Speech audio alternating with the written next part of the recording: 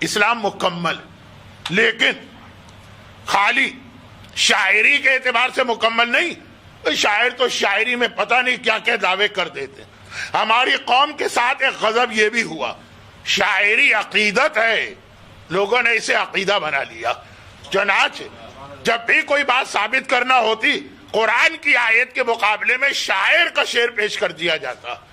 اب مثلا منکر و نکیر سے ہماری چھیڑ چھاڑ، قبر میں آنے والے فرشتوں کو ڈانٹ کے ہمیں بھگانے کا جو خیال، کون ہم سے حساب کتاب کا سوال کر سکتا؟ کس میں یہ ہمت و جرت ہے؟